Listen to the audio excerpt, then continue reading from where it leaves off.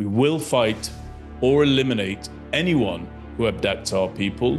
We will hunt them down everywhere and anywhere. This is exactly when the fighting intensifies, because each side wants to fight to the most advantageous endpoint in the event that a ceasefire is indeed brokered. The plan would be best described as Israel's list of acceptable terms for the total surrender of Hamas and the end of their reign inside the Gaza Strip. Greta Thunberg's name should be permanently attached to the name of Hamas, because just as they attacked us during the holy days, so does she. It's not a coincidence. Hi folks, before we get into today's briefing, I just want to thank all of you.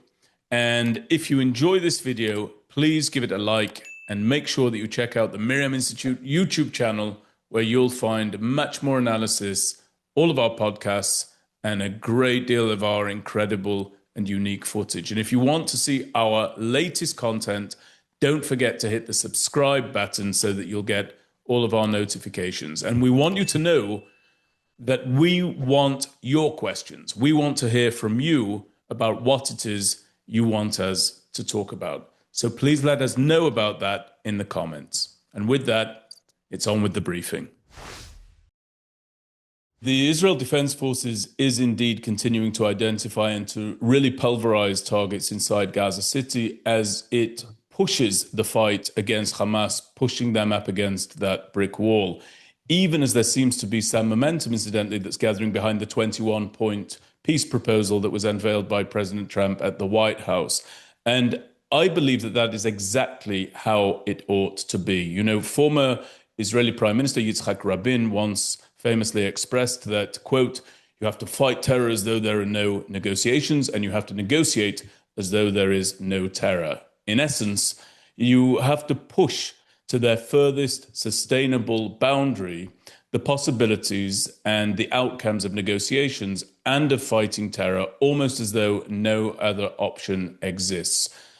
But you are supposed to only almost reach those outer boundaries. So, for example, here inside Gaza City, the IDF is fighting an enemy that is very well dug in as a result, frankly, of the amount of lead time that was provided to them prior to the operation's commencement. The IDF is doing so escorted by the very high likelihood that at least some of our hostages are in areas very close by indeed to where the fighting is currently taking place. And our forces are also doing so while being escorted by an ethos not to harm any of the hostages at all. And to make matters even more complicated, our soldiers are fighting an enemy under whose charge it may well be to decide whether or not our hostages live, whether they will be kept alive or whether they will be executed by Hamas, as we have borne witness to in the past. And so the IDF, as a consequence of all of that, is proceeding with very high intensity. It is a hot kinetic war at this time. There are 3 divisions operating inside the Gaza Strip, and we're doing so with equally great care. And actually, Israel's activities inside Gaza have resulted in the mooted peace plan being welcomed by even some of the most strident opponents of previous deals from among the hostage family members. So quite often, the families of the hostages have been portrayed as being something of a monolith by the media, that they're all of one shared opinion and one particular philosophy when it comes to the deals that have been put forward. But that's actually never been true. It's never been the case. And in reality, from the earliest stages of this crisis, there's been a group of hostage family members, less frequently covered by the press, known as the Tikva, or the Hope Forum. Now, that forum, that group, while always wanting the return and rescue of their loved ones, it always insisted that any deal that fails to bring back all of the hostages in one group is not a deal that ought to be supported. That same group, the Tikva Forum, also insisted that a central goal of the work undertaken in order to return the hostages must be the work that is needed in order to convince Hamas that the seizing of Israeli hostages in the future will only represent a liability for Hamas and for all Gazans. It will no longer be viewed as a tactical or a strategic asset by terror organizations. And it's out of that context that it's important to recognize that the heavy, targeted, and appropriate military campaign led by the IDF at this time inside Gaza City represents the achievement of that part of the mission, namely demonstrating to terror organizations that the seizing of our people, the Israeli people, simply is not in their interest because, as we're showing in Gaza City, we will fight or eliminate anyone who abducts our people. We will hunt them down everywhere and anywhere, and we will not stop until they are returned to us. And it's for that very reason that Dr. Zvika Moore, who is the father of the hostage still inside Gaza, Eitan Moore, who is a member of the Tikva Forum within the hostage families, Zvika Moore today came out in support of the 21-point plan. It's the first deal that he's fully supported because it calls for and front loads the release of all of the hostages and makes it very, very clear that Israel will be permitted to do whatever it must do if Hamas fails to agree to this deal. Two last points that I want to make about the fighting inside Gaza City at this moment as negotiations are undertaken. The first is from a wholly personal recollection from the first war in which I fought, which was the Second Lebanon War inside southern Lebanon. I remember when rumors started to abound about the notion that a ceasefire might actually be in the midst of being brokered. And I was serving there as a heavy machine gunner. In this particular formation, I was bringing up the rear in an open field maneuver that we were doing. And I turned to my commanding officer, who was a lieutenant colonel, and I said to him, it must now be the end of the conflict. The conflict must now be coming to a close. We're hearing rumors about the idea that a ceasefire is coming about. And he turned to me, and without missing a beat, he said to me, no, this is exactly when the fighting intensifies, because each side wants to fight to the most advantageous endpoint in the event that a ceasefire is indeed brokered. And I've always carried that with me. That advice has proven itself to be reliable and true in subsequent wars. And I believe that it speaks to why we are continuing to fight and push the advantage inside Gaza City.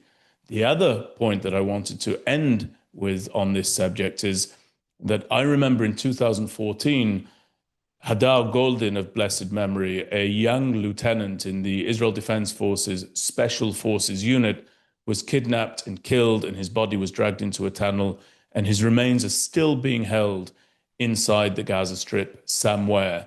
To a limited degree, we became engaged with that family, trying to assist them. And I count Hadar's twin brother, Tzor Goldin, to be among one of my dear friends to this day. But when I would go and visit the Goldin family in Kfar Saba, where they lived, their father and mother, Simcha and Leah Goldin, always had a very, very clear ethos when it came to the tactics that it wanted the public to utilize with a view to bringing back their son. And this is, again, back in 2014. They always said, we have to make sure that Hamas understands that the seizing of our people is a burden and a liability, never an asset. Now, they were saying that all the way back in the events that led up to Operation Protective Edge. It's tragic that they had to utter those words, that they had to consider such a plan, such an idea. Unfortunately, back then, they were acting largely alone in isolation. And it's very, very lamentable that today they are no longer alone as a result of the horrors of October the 7th. And I very much hope that all of our hostages, the living, the dead, and those like Hadar Goldin, who has been in captivity for far too many years, are all brought home very, very swiftly. In terms of what the IDF might be able to do in terms of escalation going forward, the first thing that people need to recognize about the 21-point plan is that however it may be presented, the plan would be best described as Israel's list of acceptable terms for the total surrender of Hamas and the end of their reign inside the Gaza Strip. Remember, it calls for them to be demilitarized. It calls for the population to be de-radicalized. It calls for the total disarming of Hamas. It explicitly states that Hamas can have no role in the governance of the Gaza Strip in the future. And those are just a few of the points that are worthy of note.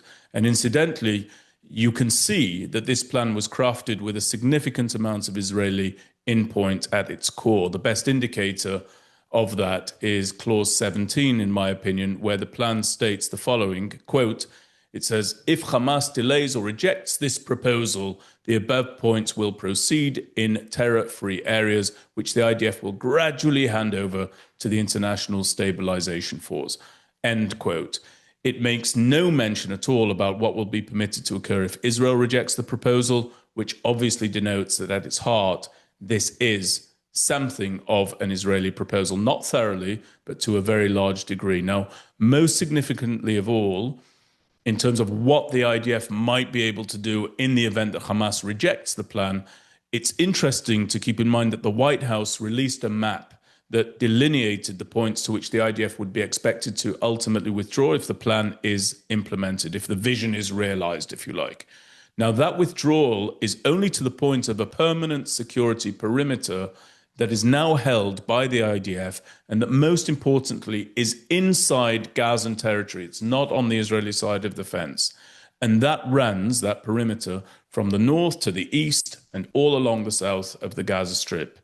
Now that, bottom line, all of the flowery language put to one side, that is tantamount to the conquest and the holding of land inside Gaza as a consequence of a defensive war that the IDF was forced to wage after the atrocities of October the 7th. That perimeter, in my estimation, will be permanent. And remember that this plan has very broad backing from states that include Qatar, Turkey, Egypt, and the UAE. And that means that all of those aforementioned states will be ready to accept the loss of Gazan territory if the plan does indeed take shape. Now, if Hamas reject this plan, I believe you'll likely see the taking of more ground with more permanence. The agreement is a surrender agreement in the case that Israel's terms are agreed to. And I believe that if they are not agreed to, you will see the IDF holding more ground, a precedent that is set by this perimeter. From very early on in the course of this war, I have overtly and explicitly advocated for the relocations of the Gazans from the Gaza Strip to other parts of the world, first and foremost into the Sinai Peninsula, which of course abuts the Gaza Strip. The Egyptians, in my opinion, ought to have been and still should be compelled to absorb the Gazans. As I've said many times before, I will say it again here today. There is a very clear convention within the international community in the face of mass displaced persons and communities. The international community implores neighboring and non-neighboring states to absorb the displaced and then applauds them for doing so. Two examples that I'm going to reiterate again today. We saw this take place in the case of the Syrian civil war. Syrians were absorbed by Turkey at the imploring of the international community, a neighboring state, and by Germany, for example, a non-neighboring state. And both Turkey and Germany were very, very speedily applauded for doing so. We saw this again in the case of Ukraine. Poland, a neighboring state, absorbed many Ukrainians. And of course, Israel absorbed Ukrainians as well, a non-neighboring state. They did so at the imploring of the international community, and they were promptly applauded for doing so by the very same. It is only in this situation that a unique standard is applied to a displaced community, namely the Gazans, and it is applied only because we are dealing here with the state of Israel, the one and only Jewish state. Here, uniquely, the international community confounds its own principles as though it had any, and it actually says the Gazans here, unlike the Syrians, unlike the Ukrainians, they uniquely, the Gazans, wish to stay in all of the immiserated circumstances in which they find themselves as a consequence of their own leadership, because of what was launched against Israel on October the 7th. And we are also told uniquely that any country that would offer succor and absorption to the Gazans would be guilty of being complicit in some sort of ethnic cleansing. No such allegations are made against other countries, and no such allegations should be put forward in this case. So I'm still an advocate for the idea that the Gazans in their entirety ought to have their relocation facilitated in the event that they wish to do so. And I am absolutely convinced that a preponderance of the Gazans, if asked and if given the opportunity to relocate, would seize that opportunity. Because as I have also said many times, as a result of my service inside Gaza during this war, I can attest to the fact that the destruction throughout the Strip is enormous. It's beyond my abilities to describe. It is equally justified, understandable, and appropriate and proper and in line with the laws of war. So whether one is a fan of the Gazan people or is not a fan of the Gazan people, nobody should want them to remain en masse in the difficult, extremely difficult circumstances in which they now find themselves as a result of Hamas's crimes against the Israeli people. That would be the best outcome, because I'm firmly of the view that as long as this restive population, from among whom Hamas is actively currently replenishing its terror ranks in order to launch further terror attacks against the state of Israel, as long as that population is proximate to our borders, we will not know quiet within the state of Israel. I'm sorry to put it so bleakly, but I want to be honest with all of you. Now, with all of that having been said, the relocation of the Gazans was never placed on the list of the war goals for the current conflict by the Israeli government. It was talked about, President Trump floated the idea, Benjamin Netanyahu endorsed the idea, but it was never front-loaded or even placed as one of the central war aims. The central war aims remain very clear. Number one, the return of all of our hostages, the living and the dead. We're in the pursuit of that. If this deal brings those hostages home, that will be the achievement of one of the major war goals. The second is the complete dismantling of Hamas as a terror organization and the prevention of it ever constituting a threat against the Jewish people and the Jewish state again at any point in the future. If this deal achieves that outcome, then I believe that the two war aims will indeed have been achieved. I don't think it will be easy for Prime Minister Netanyahu to sell this to his coalition, and I think what we're likely looking down the barrel of is perhaps earlier than expected elections within the state of Israel. But quite frankly, I think those elections should have taken place some time ago. I want to talk to you very briefly about Greta Thunberg. You know, about 40 ships are expected to arrive in Israeli waters on Yom Kippur, the Day of Atonement, which is this Wednesday and Thursday, something that is absolutely appalling and disgusting. And that flotilla is led by Greta Thunberg. I want to make my opinions about this individual as clear as I can. This imbecilic lover of the environment and all things related to the notion of climate change seems utterly unable to overcome and temper her obvious hatred for Israel and total disdain for the Jewish people's religious holidays and religious traditions. Everybody should remember and recall that the entire situation in which we're currently found is the result of a horrific attack deliberately timed and executed during one of the holiest days of the Jewish year on October the 7th, 2023 by Hamas. Now comes this hater of the Jewish people, Greta Thunberg, to assail Israel's legitimacy during the holy day of Yom Kippur, as I mentioned, the Day of Atonement. And the lesson that I want everybody to learn from her actions is that this individual clearly draws inspiration from the Hamas terror organization and their tactics and their timing and the methods they use to inflict maximum possible damage upon the people of Israel, as do so many professors and students in Western universities throughout the world, incidentally. Greta Thunberg's name should be permanently attached to the name of Hamas, because just as they attacked us during the holy days, so does she. It's not a coincidence. It is clearly her policy to do so, to emulate their tactics. She is running to commit evil, and the very same can be said of all of her foolish followers who are aboard those ships. And so I wish strength and safety to every single member of our Navy who, mark my words, will stop each and every one of these cartoonish boats. And I ask all of you to keep in mind that Greta Thunberg is doing this again because she knows perfectly well that she is in absolutely no danger whatsoever. I remind you that she's already led one utterly ineffective flotilla. She's now leading another one. And the reason that she's willing to do so is because she knows, and we know, that the Israel Defense Forces is the most moral military in the world. She is in absolutely no danger whatsoever, regardless of her false claims about having been previously kidnapped by our military. She will be safely interdicted, she will be escorted ashore, and she will be promptly sent back to wherever it is that she emerged from. But my personal hope is that prior to her being shipped off our land, she will be made to sit and to watch and to internalize the images that Hamas filmed on their GoPros when they launched the horrific massacre of October the 7th to give this completely senseless individual perhaps a little bit of context.